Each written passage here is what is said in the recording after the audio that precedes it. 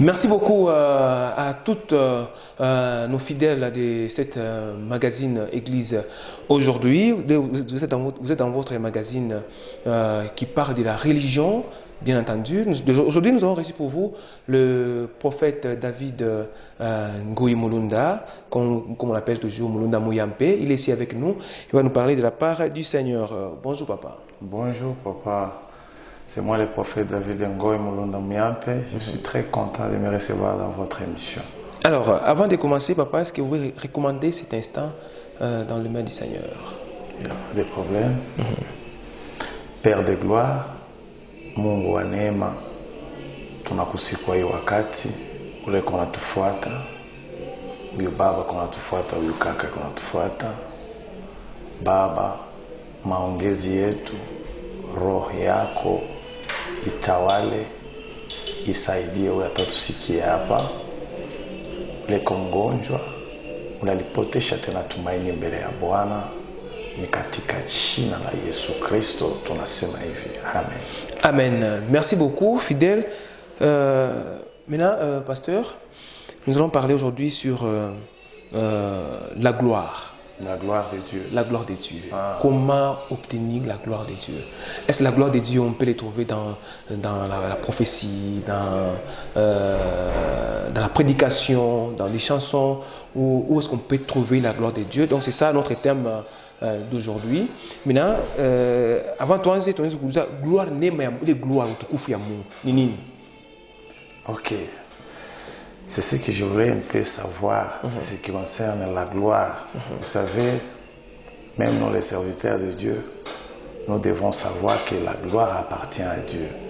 En cherchant la gloire de Dieu, je ne sais pas si dans quelle façon la gloire, ça peut nous parler. Je préfère que cette émission, ça sera un peu bilingue pour toucher un peu partout.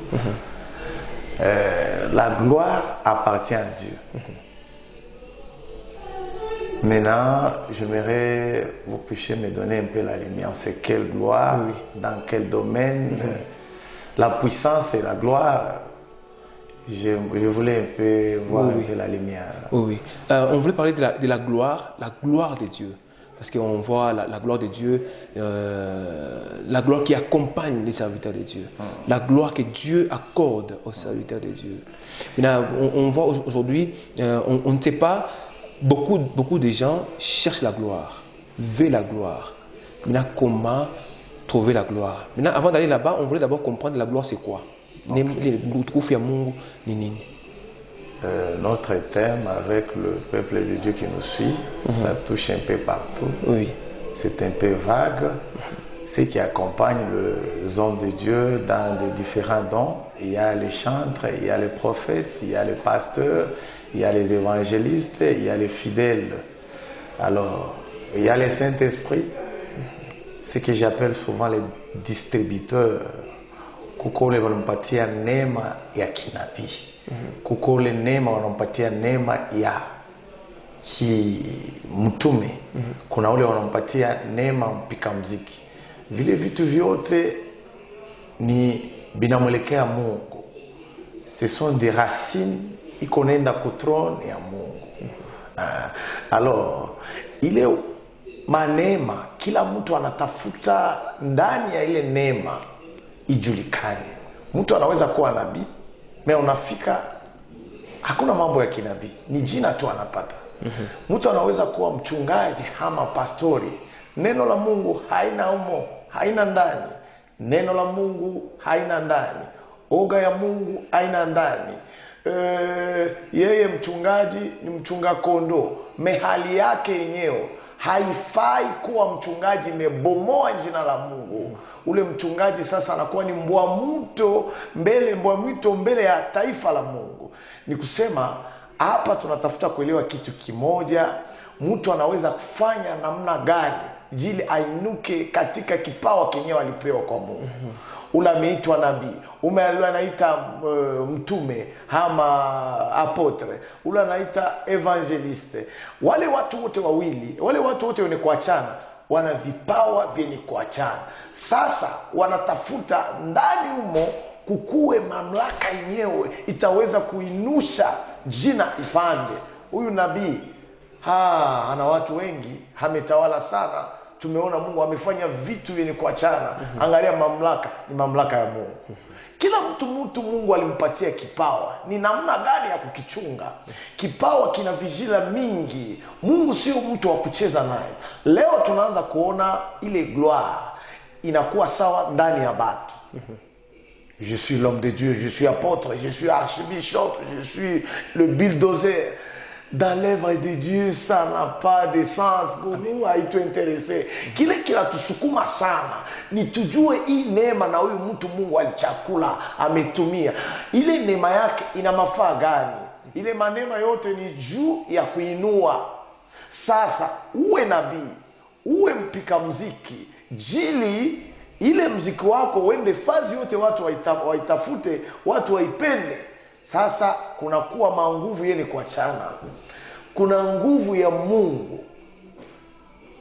Nguvu ya Mungu ni ile inafanya kazi. Parce qu'on nous dit souvent que le père des mensonges c'est qui? C'est le diable. Il est imitateur. Kama batu wanaingia ndani ya maarifa. Ni kusema kulikuwa mtu mmoja mpika muziki, alikuwa anapika muziki, ametawala sana. Watu wanatamani kuwa sawa yeye. Mtu naye anasema na mimi napenda nianze kuimba. Eske ile kuimba yako Mungu alikupatia neema?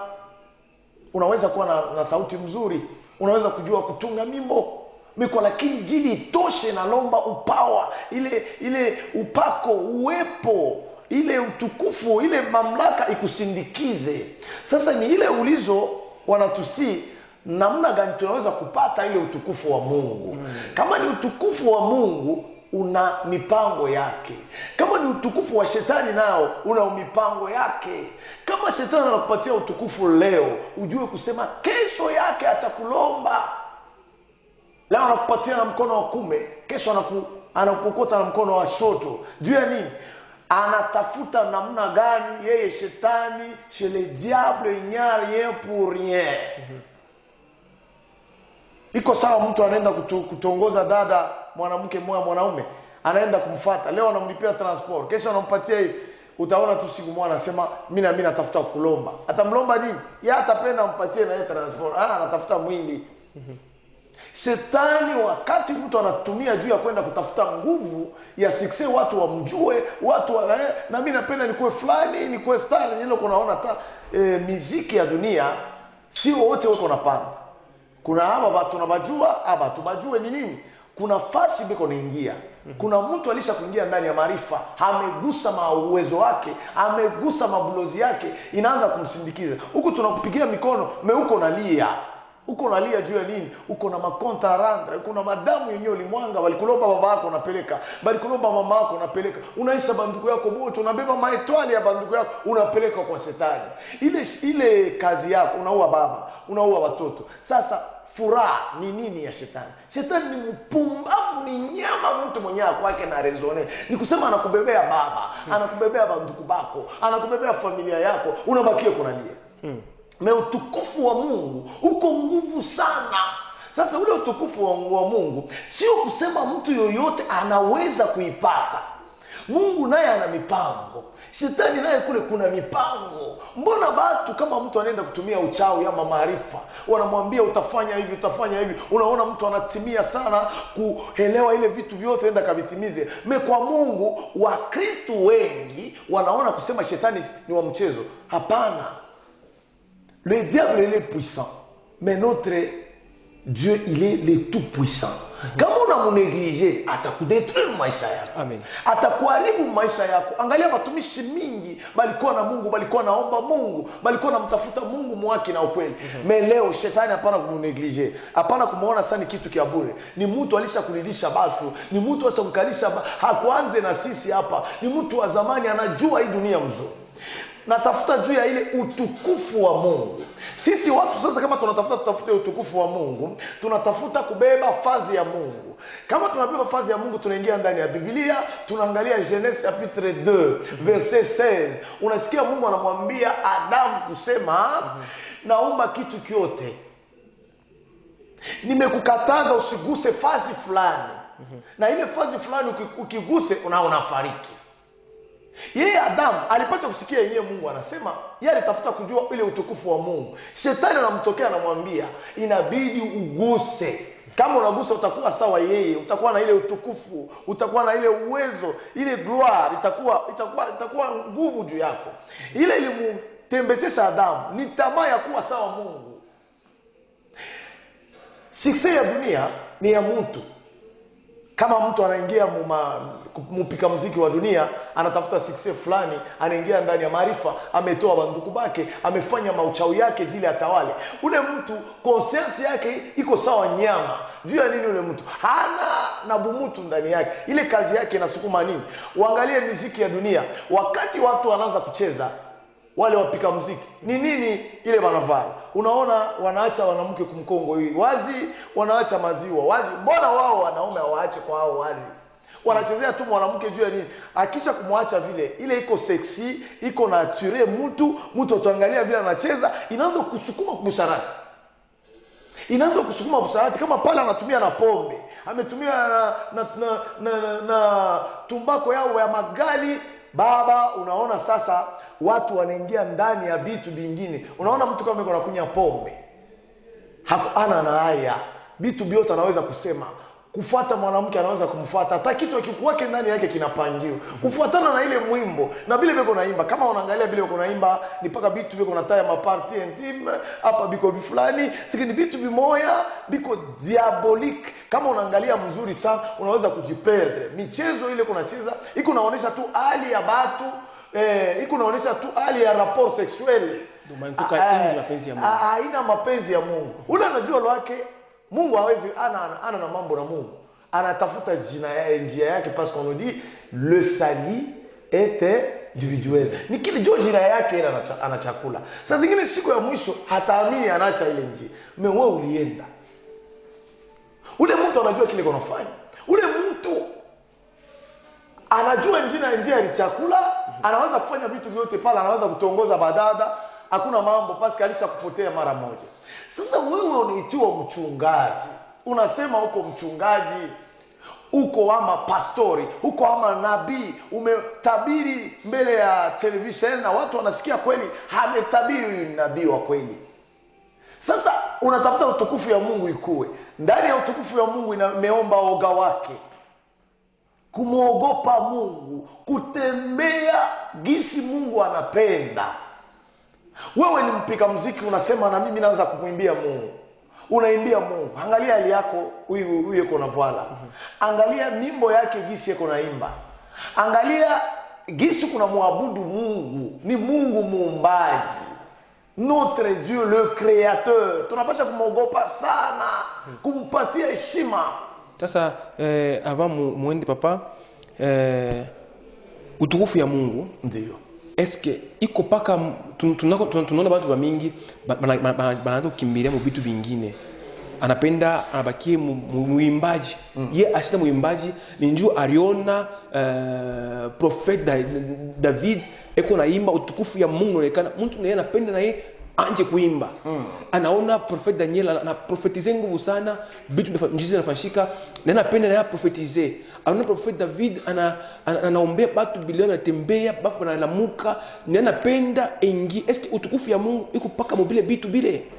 Utukufu ya Mungu ni kule nilikuanzia mwanzo nasema vipawa vile kuachana.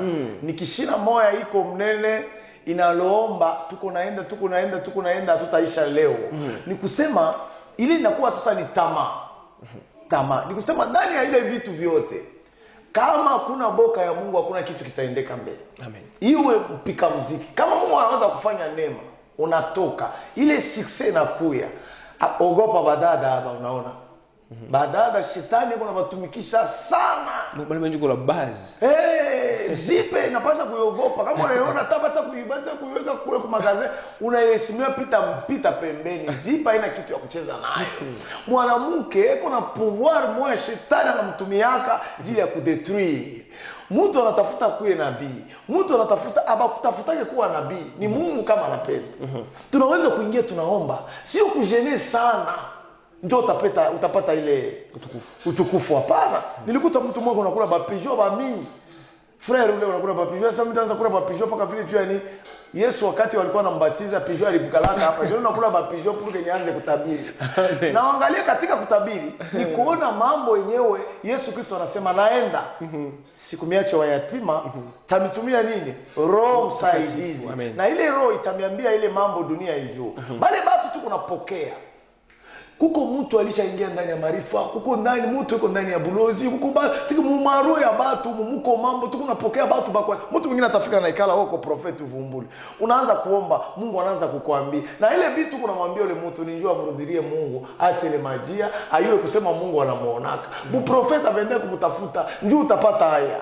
Utakutana na biashipo kukutana unapotesha maisha yako bure. Au kuwa pasteur, haina vitu vya kujiweka. Mimi nasimama tu mimi napenda nikuwe pasteur, parce que le pasteur aliweka ile inakuwa ni tamaa.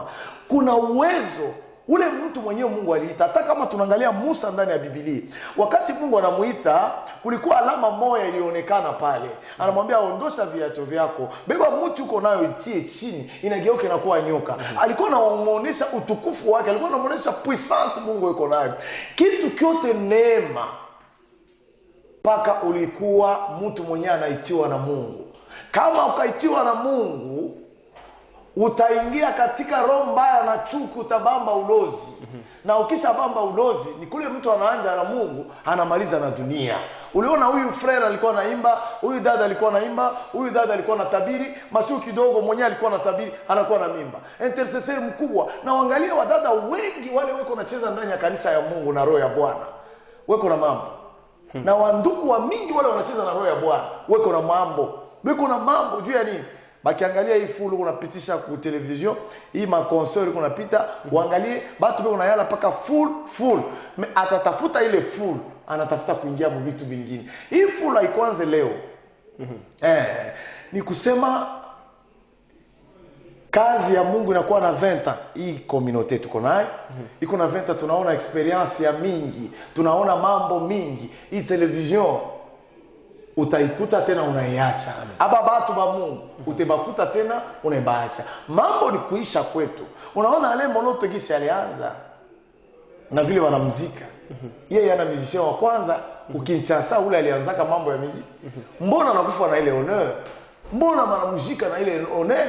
Anaingia mbulongo, mtumishi wa Mungu anafanya kazi gisi inafaa. Kama ile inaitiwa sasa ni tamaa, haina kutafuta utukufu wa Mungu. Kama unaanza kutafuta utukufu wa Mungu, unarudilia kule kulikuwa Adamu. Unaanza kutafuta fasi ya Mungu, unatafuta banioni. Kama ni wewe wanatafuta kukuona, wewe uko na nini? Wewe uko na mavazi gani? Nguo ya bei ni neno la Mungu. Tafuta Mungu bamjue ndani yako. Kusema Mungu amelamisha mtu sawa mimi kiwete, nilikuwa mtu sitembee. Mungu ananifanya neema niko natembea. Kama niko naombea watu niko natembea. Sisituke juu mimi najua kusema na mimi nilitoka kule. Kama tunabeba ile image ya nguvu tunaanza kuiweka, watu wengine nakuanga na bapitie. Hata hivi tu kunasema ukanisa, tunawekaka watu tunakatana mambo ya 17h, 18h watu wabaone mzuri. Ni juu wakati hivi tuko naomba kama Mungu alituambia atatenda, ni atatenda. Kitu kia kuforce akikuwa kinaendeka. Sasa siri ni nini papa? Siri nafikiri ki utukufu ya Mungu nikane. Porque bantu nabo bafuate bana sema pana bya kweli ibi tuiko andu utukufu ya Mungu iko. Kitu ya Mungu, kitu ya kwanza sikuende kutafuta neema kwa nguvu. Nilikuwa Mkatoliki.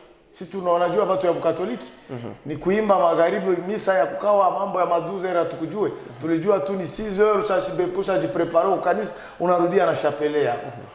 Bapadri mingi wanajua Saint Paul tulikuwa naingia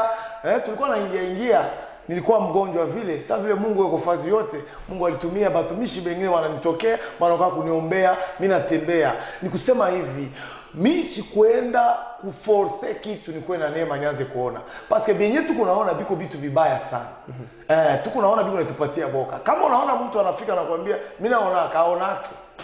Mtu mwenyewe anaonaka anikalaka chini, utaona ni mambo yenyewe kuna kufanyizia kwa sababu huyu mtu ana mzuri. Huyu mtu anapasha kuwa na macho. Juu bila tunaonaka vinaleta kaboka. Leo inakuya la plaisanterie, kutafuta batu kufurahisha ndani ya kanisa hivi. Frère na mimi anajua akasema mimi naombaka, niko na Biblia kila siku, tunga nifanye kitu kimoja. Unaona uanze kufuata malugha. Lugha maana yake nini? Lugha mnafichama utukufu wa Mungu. Ulisha usikianga hivi unatembea humu mwetu humu. Banasema hako lugha inashuka, bego wanaitabiri hata mkikachoko. Haina hako. Huko nasikia paka vitu vimoja ni vitu vimoja mtu anaweka container pala vinaona Mungu ananiambia Mungu anakuambia nini? Humu mnaingia mko banamuke. Sasa situko banamuke tunajua. Iko sawa na kutabiri asema papa Mungu ananiambia sio kwa mwanaume. Ni matabiri ile. Sio mchezo ile, ni kucheza na Mungu hivi. Wewe kwa mwanamke Mungu anamwambia sema uko mwanamke. Ni kusema hivi. Huyu Mungu mko naona. Mimi nakutana na mafarmaso mingi. Kama wale balomba wanasema utuletee watumishi ya Mungu. Mbona waangalie mambo wasema unaonaka wala unaonake. Wewe kibebe école pastoral, wewe unajipresenter kwa frère. Na Mungu mbasisia mwingine niko na mtosha maarifa yake niko na choma. Anasema anaua mapastori mingi na mafrère mingi pa kumajangwa yabo kule. Kama anasimama pale na motoka wanaanza kumtabiri vitu bila ana nabio 10 banampatia kwa anampatia paka $700 banabeba banenda nayo 10 ni kubauza anafanya raporo yake kwa diable anampatia banapoelimine. Mbona leo mtu wote anapenda kuwa pastor? Mbona leo mtu wote anapenda kuwa nabii? Kama uko nabii oneshana kile kibunabii yako iko pale. Kama uko mtumishi wa Mungu unaweza kubeba pastor, kama Mungu asikukuita utaendelea. Itafika tu fazi moja unachambulisha jina ya Mungu haina na kwenye inaenda. Kitu ya mzuri ni kile Mungu anakuita. Si yangu mishi kwende kutafuta théologie nilifanya juu ya nini? Tu ne peux pas être un représentant artificiel. Hawezi kuwa tu bagage intellectuel. Inamo utadirige pale watu namna gani? Inalomba kuna muda ya kupita mbele kushule, shule normal kisha unafuata ile théologie. Théologie niliishia kule nilibeba Afrique du Sud Tanzania. Ni kule Kiingereza iko mkinwa mingi. Ni kusema inabidi mbele kwanza usome. Mambo ya kazi ya kimwili tutaenda kwa basiku shule tunasoma njoo kwa engineer, njoo kwa fulani. Mambo ya pastor, watu wanaona sema kwenda kufuata theology deja unakuwa pastor, kujua Biblia haina kwa pastor. Ni mwito. Mungu anaweza kuita pastor ile. Mungu anabeba neema anampatia. Hawezi kumjijia Mungu. Mwito inafunika mambo yote.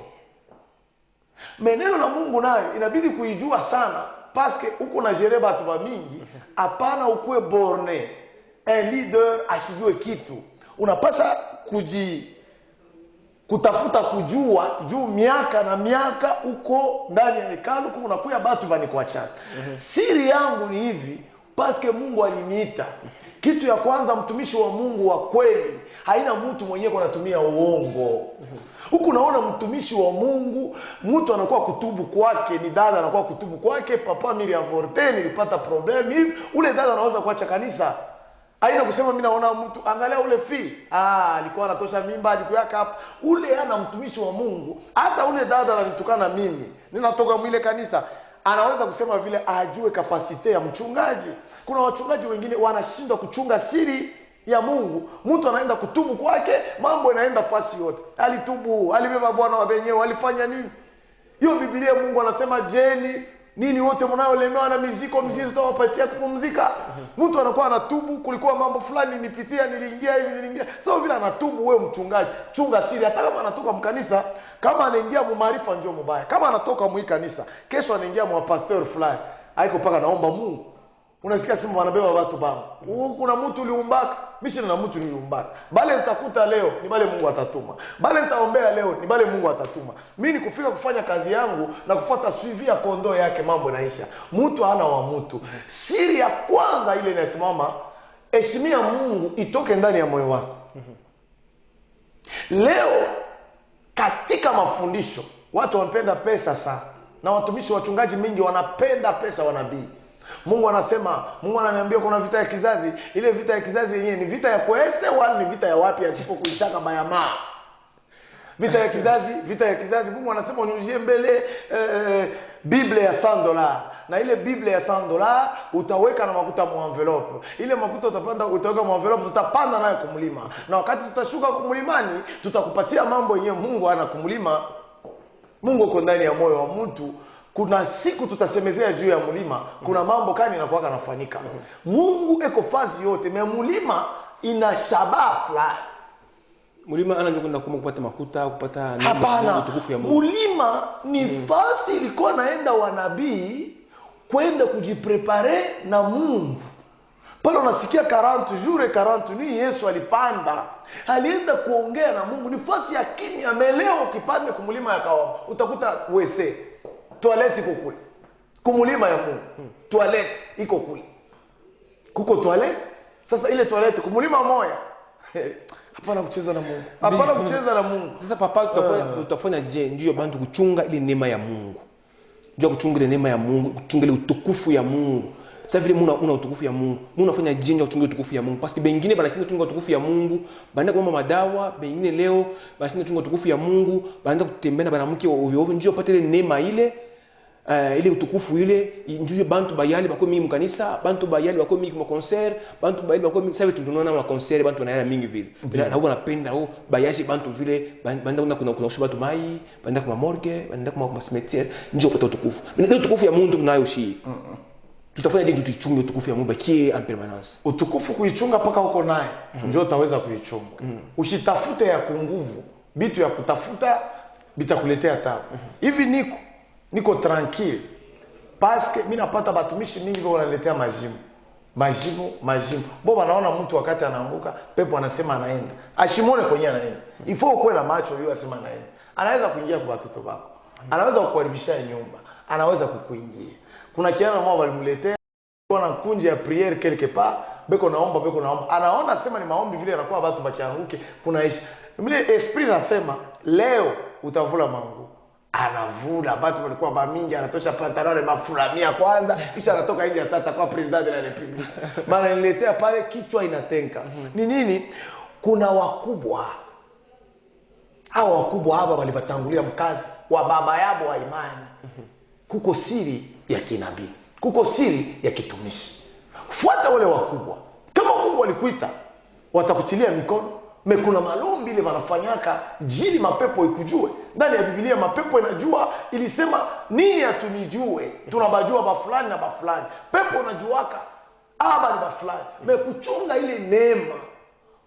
Leo pale ile kesho inasemewa kuna bengine wanaenda kutafuta njuba kwa na ile tukufu. Ile tukufu ya shetani ni utukufu ya sipo maana ya kuingia mu maarifa. Aina na kichwa. Niko natosha watu ya malawa mingi beko nalia sana. Beko nahangaika sana. Juu ya nini walimpatia makondition iko difficile. Huko mtu mwingine analala bila manguo. Kuna mtu mwingine alikuwa anatosha maarifa yake pale. Anasema nini? Alikuwa walimpatia condition. Ifo ende kufo septic. Atapule kopo moja. Yako nakunywa par jour. Unaona makondition ya shetani. Haina mzuri. Yesu Kristo atakupatia ile kitu ya vile hata siku moja. Ni kusema gisi tuko nayo hapa. Uweke tuko Mbukombe. Uweke banatutekaka, banatupaka maarifa, banasukumanga mamisili. Me inafaa ujiprepare. Kama kuna hii neema kuichunga, unajua sema kuko bitu 3 bile biko na bomola kanisa. Tamaa. Kila pastor anapenda kuwa na motoka. Motoka ni nini? Leo mikulu unaweza kutembea kama taa yako yaenea. Haina kusema kama una gari, kuna manyumba, uko na mabitu mingi, magesta ndio kusema kuna Mungu. Hapana, hata pastor unatembea na mikulu. Mungu kama alimuita, haina hivi vitu vitatuingisha mfalme wa mbingu. Nani bali mujika na mabitu? Heshimia ule Mungu uko naye, usitafute, unajua neema. Kile mimi nilisema badada. Mwanamke my daddy, man of God, bazamiene vile wanaitana watumishi wa Mungu. Mtumishi wa Mungu. Ule dada ule mwanamke haina kitu ya kuchezea. Unasikia mapastori mwingine anasema mafi. Ule dada acha kufanya sexy. Acha kufanya sexy unamjongeza na kumjongeza yeye unasema mafi. Hapana, santima ikalake na shua. Santima ikalake na shua. Unaona utakuwa kufanya mabetizi moya ila ukamatie. Ni kusema mtumishi wa Mungu anapaswa kuwa discipline. Amen. Michezo na banamuke mnamuna gani? Michezo na banamuke mnamuna gani? Mwili yako ile inakuwa ni badada bote banaijua ile mwili wako. Maana najua tu sasa hii ni mwili wa ule pastor nishatoka naye. Ule nishatoka naye. Mungu alishafanya neema, matelefoni shakuya.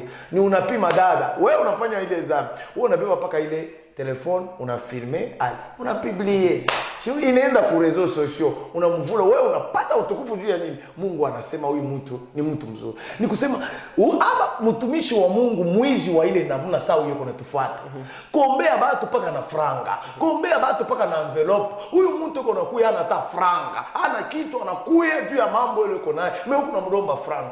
Papa, nilienda fasi mwa bananita kwa mkubwa moyo, banabeba bitu yote ya nyumba. Banabeba ma television, banabeba ma écran, banabeba na bunga, sema mko pepo, banabeba na congélateur. Bananita njoo kwa Bwana na sana no prophet. Siki hii mapepo inaingia tina bukari. Banabeba biote bitu mnyumba, sema mufakia na kufakia ule mama kuna kolopa anasema non, tu viens avec d'autres choses, on ne sait pas quoi faire. Bananiita nashuka pale mimi sasa, okay, shiniko hapa. Okay, mwende pa soko ya Bulaya, pa marché mzee. Kama ni nabii wa kweli anaenda kuchoma, hamtamkuta pale. Bana mkuta yuko nausha samaki, yuko nausha bunga, yuko wa congélateur siki anaanza kusolde bitu, yuko na leta kumkamata kwenda naye ku prison. Unaona mtumishi mwizi. Ile ni bwizi. Bezi banatawala sana, mu telefoni muko mpepo, mu veste muko pepo. Unatokea kufanya mariage paka television kenye ni kamoe, mwile ekran. Mimi naona Mungu ananiambia, "Unaona ekran yako aioneshake samo hivi mzuri." Ni problem ya antenne. Haina pepo. Sasa papa tunafika kumwisho ya mission yetu. Conseil kani mwanzo kupatia kwa bale baba steba vile bale. Banapotea utukufu ya Mungu.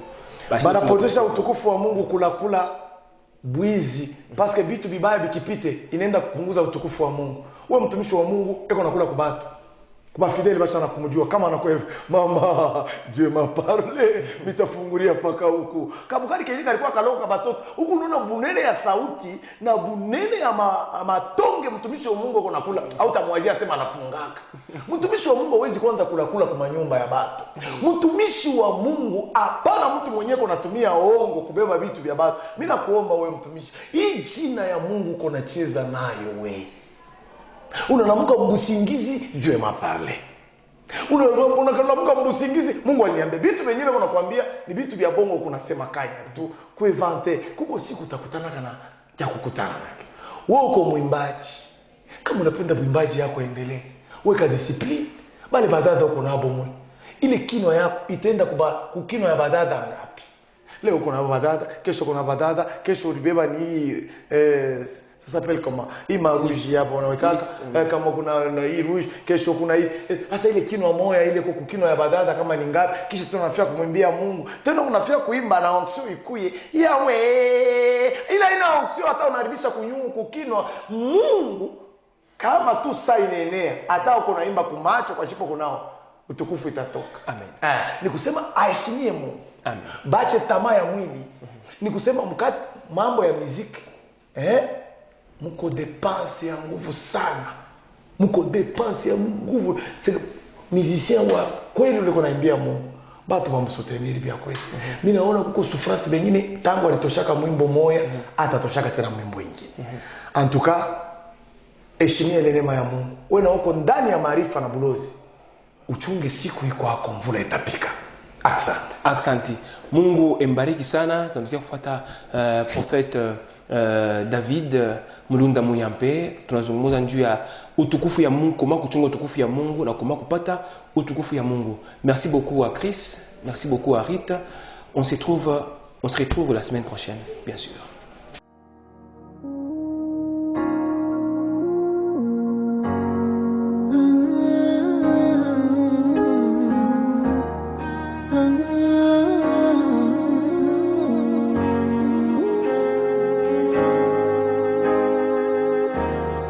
tango yangu